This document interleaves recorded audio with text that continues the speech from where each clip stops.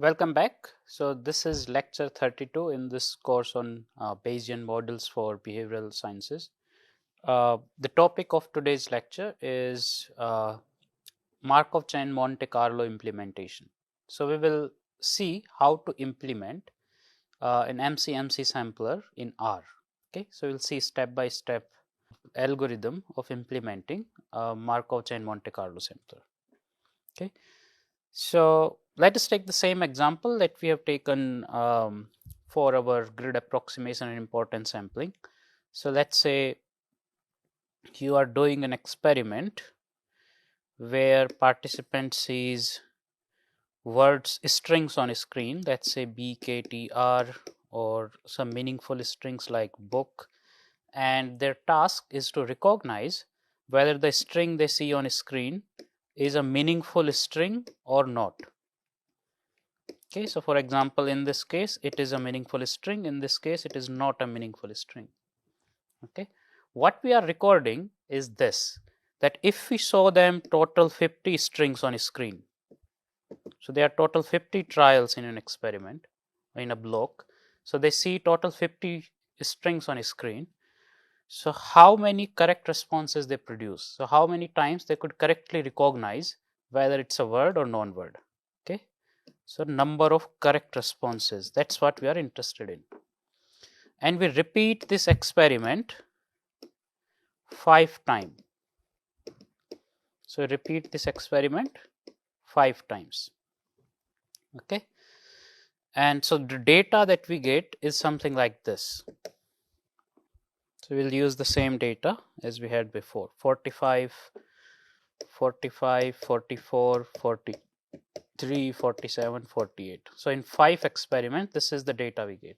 So in first experiment, the participants were able to recognize 45 strings correctly. In second experiment, 44, and so on.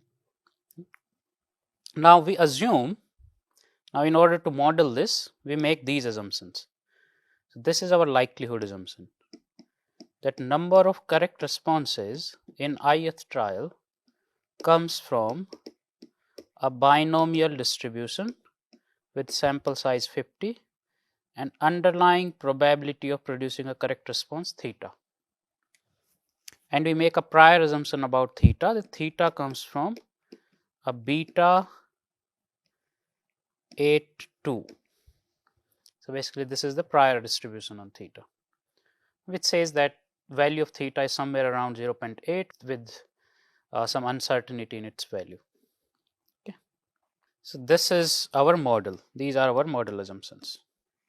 This is likelihood, this is prior. Okay. Our goal is to infer the posterior distribution of theta given the observed data, which is this. So given this data, we want to calculate posterior distribution of theta. So we saw in the analytical approach, we can derive actually the analytical posterior because we have a case of conjugate prior, because beta prior is a conjugate prior for the parameter theta of a binomial likelihood. So if we analytically derive the posterior, it would look like this. That posterior distribution of theta would be a beta distribution with underlying shape parameters being 8 plus summation of data points and 2 plus basically these shape parameters of priors, 2 plus summation of total sample size, which was 50 in each experiment, minus each data point I, and its summation from I equals to 1 to 5. So this is how we can get the analytically derived posterior. So what we are going to do now, we will analytically derive the posterior and we'll compare it with the posterior that we obtain using Markov chain Monte Carlo. So we are going to compute a posterior using Markov chain Monte Carlo sampler. So let us do this.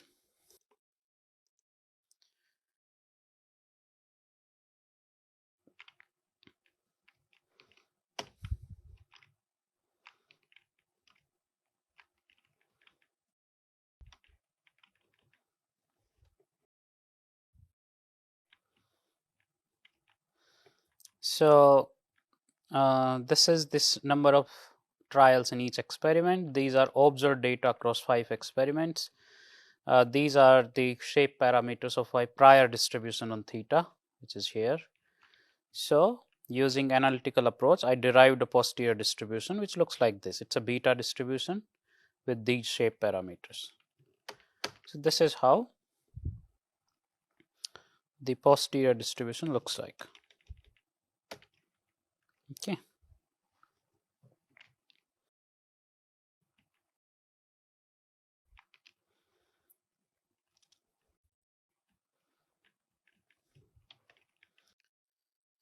So let us implement a Markov chain Monte Carlo sampler. So how do we do this? The first thing that we need to determine is this, that how many samples from the posterior you want, right? So we should determine that number. So number of samples that you need from the posterior distribution. So let's say I decide that I want 4,000 samples.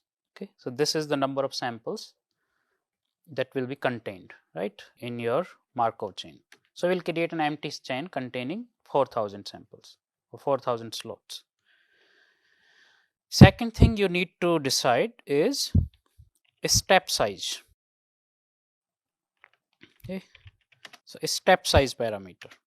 Okay, this is something you can later on adjust, but let us begin with some step size. That's a 0.5, but later on we can change and see how it changes, right? How it changes our results. Okay, so these are hyperparameters of this algorithm that you need to decide in advance, right? Now, once you have this, you need to create an empty chain. Create an empty Markov chain. How do I do this? Let's say I create a chain.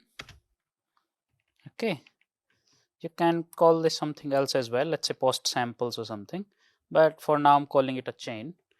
And you repeat NA and some samples number of time. Basically, I created an empty vector. Okay, so this is my Markov chain, empty Markov chain. Okay, now you need to initialize the Markov chain. And how do I do that? What I can do is this, that in this chain I will fill in the first slot. Basically, the first position in this chain will be taken by some sample from, let's say, the prior distribution. You can also randomly set up a value, let's say 0.5 or something. But let's say I draw a sample from its prior distribution. Prior distribution was this. So this will initialize my Markov chain. Okay, and this is important to assign it some random value, because if you will have multiple Markov chains in parallel, then you would want to initialize chain at different places and ensure that all chains converge even if they initiated at different places, so that there is no bias due to initialization step of the chain. Okay, I will show you what it means for chains to converge and mix, right? For now we are just starting with a single chain, not multiple chains. So this is fine. Now we need to evolve this Markov chain using proposal generation, proposal evaluation, and then acceptance and rejection of proposals. So how do we do that? What you can do is this. While, you can do a while loop. So while I is less than equal to 4,000. Okay, so basically I'm setting up a criteria. So I want 4,000 samples. So while I is less than equal to 4,000, I will keep on doing all these steps. So what I do is this. So first thing that I need to do is generate a proposal. So proposal theta. Okay, how do I generate a proposal?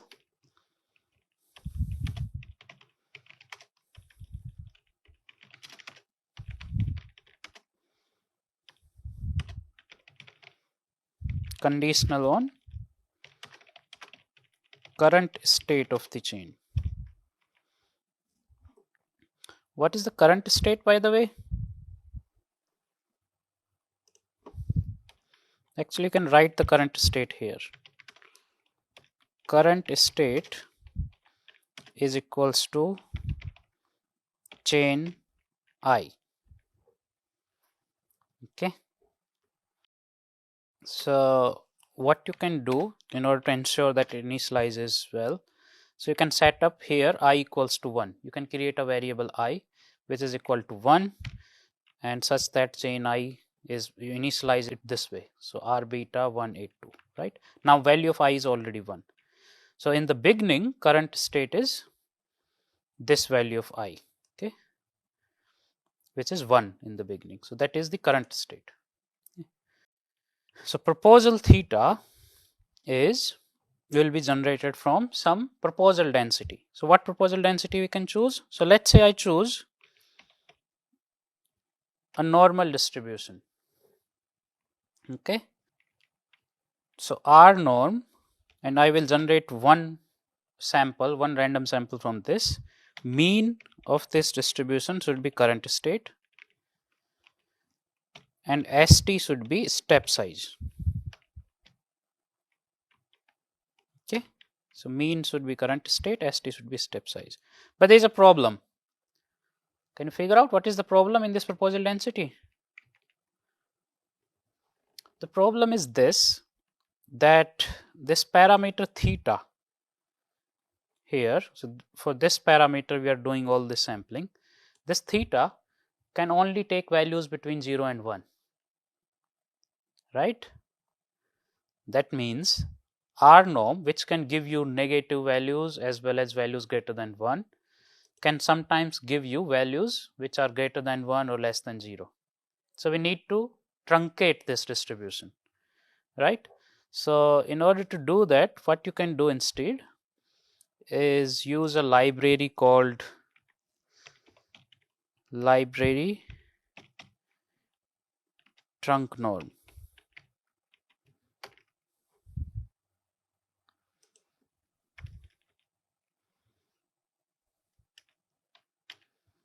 Or truncated normal. Okay, so trunk norm is slightly better and more useful library. So if it is not there, you can install it. So it's a useful library to use truncated normal distribution. What does truncated normal distribution mean?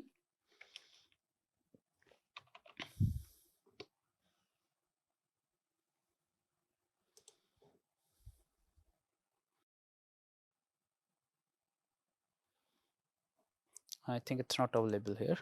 So I'll use truncated normal.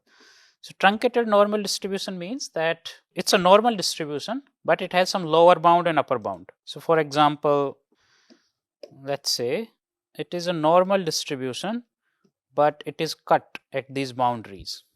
So let's say this is the mean, there is some standard deviation, but it is cut between two bounds A and B.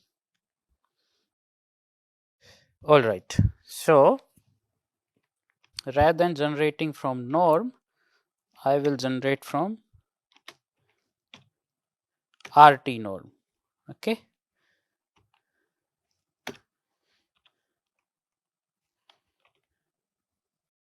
Which will take mu ST LB UB. Okay. Which will take parameter mu ST lower bound, which will be 0, and upper bound, which will be 1. Okay. So this is this density will generate a new proposal. All right. So now we have a new proposal. So we have already generated a new proposal. Now what we do now? We evaluate the proposal against current state. How do we do this? We will calculate basically posterior density of current state and the proposal. So posterior of proposal. Posterior of proposal will be likelihood of this proposal. How do I calculate the likelihood? Likelihood is binomial. So D binom. What is data here? Summation of all these observations. So that's data is sum obs. What is sample size? Sample size is n into 5. 5 is the number of experiment. And probability theta is your proposal theta. So this is the likelihood. We need to multiply this with the prior. So what is prior?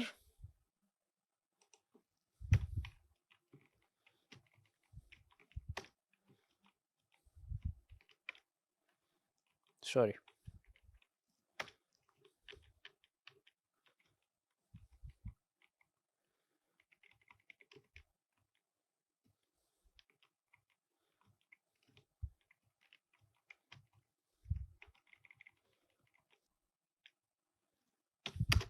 Okay. So D binom. So this is the likelihood, and we need to multiply this with the prior. Prior is D beta, the proposal theta, and its shape parameters for the prior are 8 and 2. Okay. So this will give me proposal density for the posterior. Okay. And then posterior density for the parameter theta. Sorry, current state. So this will be given by D binom. So basically same thing, but for a different sample.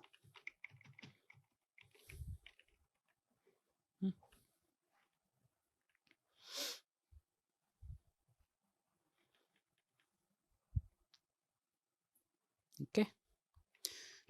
If you want to calculate them separately, and that might be useful later on, if you want to do model comparison or something else, you can do it separately as well. First calculate likelihood of the proposal, right? So I will going to separately calculate prior and likelihood, and then separately calculate prior density of proposal, which is this, then likelihood of the current state of the chain, which is this. Okay. And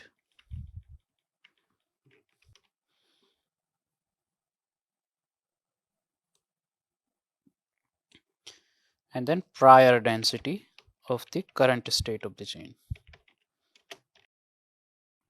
This is given by this. Okay. So we have gotten now likelihood and prior for proposal and the current state of the chain.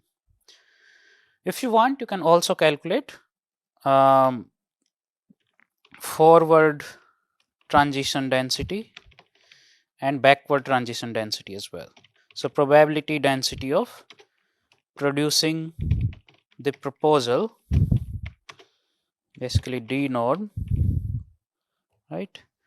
D norm of producing the proposal. What is the proposal? Proposal theta given current state and given step size.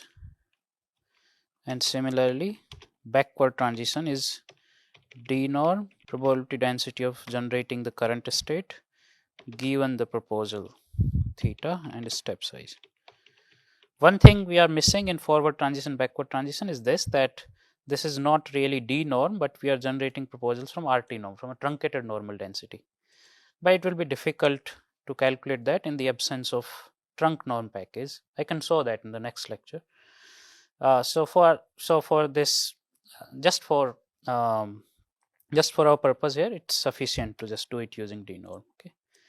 And actually it wouldn't matter even if you don't calculate this, because this D norm of this and this will remain the same. So basically forward transition and backward transition will cancel out anyway for when your proposal distribution is a normal distribution. For truncated normal, it may not cancel out, especially when it is a boundary. Okay. So anyway, so this is now, this is all the elements I need for calculating my Hastings ratio. So how do I calculate Hastings ratio? So H would be likelihood of the proposal into prior density of the proposal into backward transition, okay, this thing divided by likelihood of current state, prior density of current state into forward transition. So this will give me Hastings ratio. This is the formula I just wrote in the previous lecture. Yeah. So this is the formula for Hastings ratio. Once you have calculated Hastings ratio, then you can calculate probability of acceptance. So basically now we are in step 3. So accept or reject the proposal. So we are in this step of the algorithm. Okay. So I need to calculate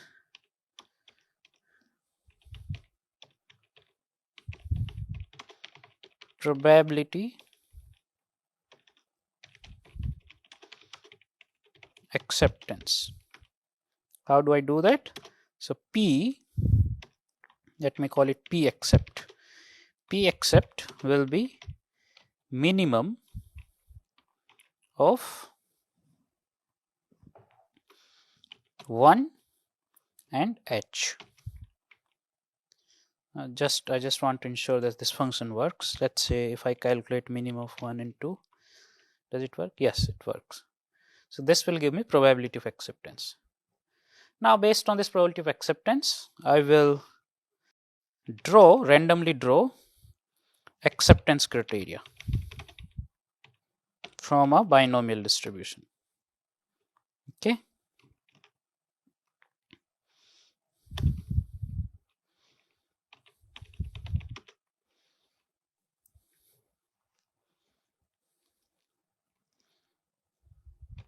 So accept I will draw from R burn. So not I binom, R burn. 1 and probability is P accept. I don't know if R burn is a function. I can use R binom, doesn't matter. So R binom 1 size equals to 1, probability is P accept. Okay. Now if accept is equals to 1, then you need to accept the proposal. Else you need to reject the proposal. And when you reject the proposal, there is one more thing we want to do. We want to count the rejection rate. So I will add 1 to the number of rejected samples. So I will write here actually reject. I will create a variable reject which is initial equals to 0. So I will keep on adding number of rejected samples. But if it is accepted, then what I will do is this, that I will update I. Okay. So now I will update I such that new I is equals to I plus 1. Okay. So, and I will update my chain. Okay. Let me call it theta chain, so that way it will be clear. So theta chain. So I'll update my Markov chain, theta chain, such that theta chain I, because now it has become I plus 1 anyway. So theta chain I would be equal to proposal theta. Else you don't do anything, and if you want you can just say that theta chain I, because I is also not being updated, remains the same current state, right? But you don't need to write this because anyway you're not going to do anything. Okay. So this code I have written for implementing a Markov, a Metropolis Hastings algorithm, which will collect 4,000 samples from the posterior. So basically, this loop will run until you have collected, until you have accepted 4,000 samples, right? So this loop will learn and will run until then. Okay, and in each iteration, you are first collecting the current state of the chain, then you are generating a new proposal based on current state and your step size, then you are evaluating the new proposal using Hastings ratio, and then you calculate a probability of acceptance from Hastings ratio, and then you accept or reject that proposal based on your probability of acceptance. So let us run this and see what happens. Okay, so I'm going to run this piece of code.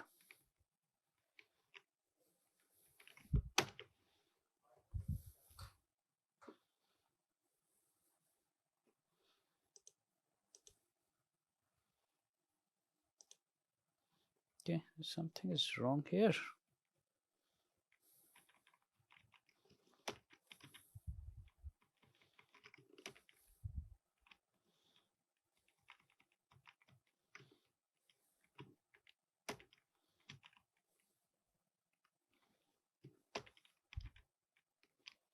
Okay. So here it should be theta chain, not chain. Okay. Now this should work.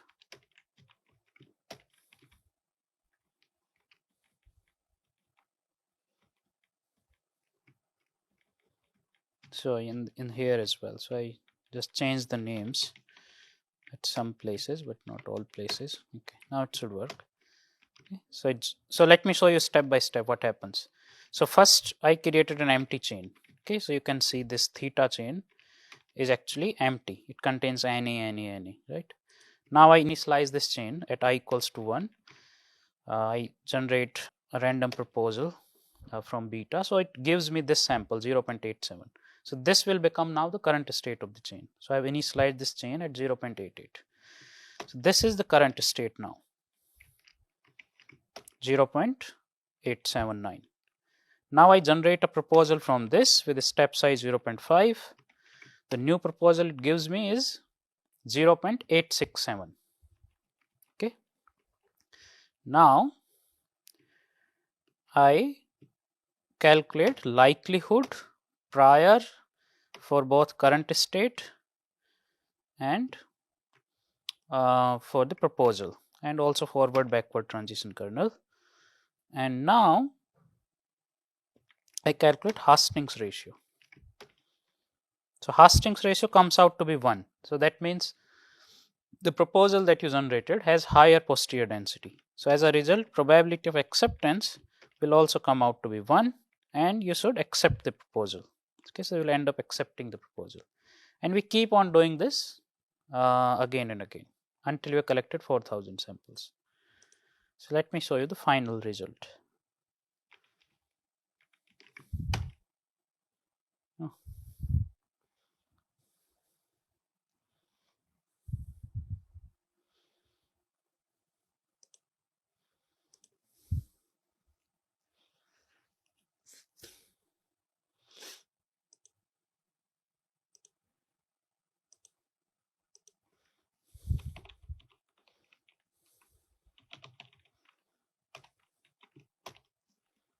So this is what we get. So it says there are a lot of NAs. I don't know why. You can take a look. We can actually plot sample ID, that is 1 to 4,000 with theta chain.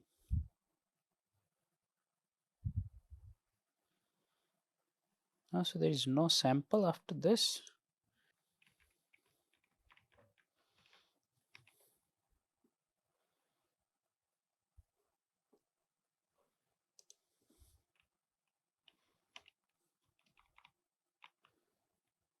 Oh, sorry.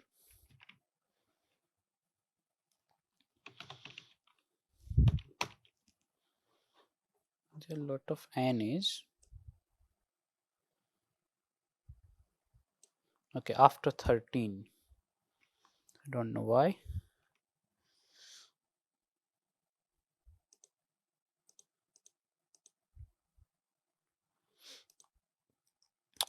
Okay, we'll figure this out. But the main point is that so this is the approach you can use to draw samples from your posterior distribution. Okay, so these are the steps. Okay, so in next lecture we will run this code. So basically we will sample for multiple Markov chains in parallel, and we will compare, we will visualize those Markov chains using ggplot, and we will change the step size parameter to see how it would affect our posterior recovery and other things, for example whether chains would converge or not, right? So next lecture we will do some convergence diagnostics of Markov chains when we do Markov chain Monte Carlo sampling. Okay, we will resolve this issue why we were not able to sample all this. Okay, all right, so I will stop here. In the next lecture we will do MCMC diagnostics. Okay, all right, thank you.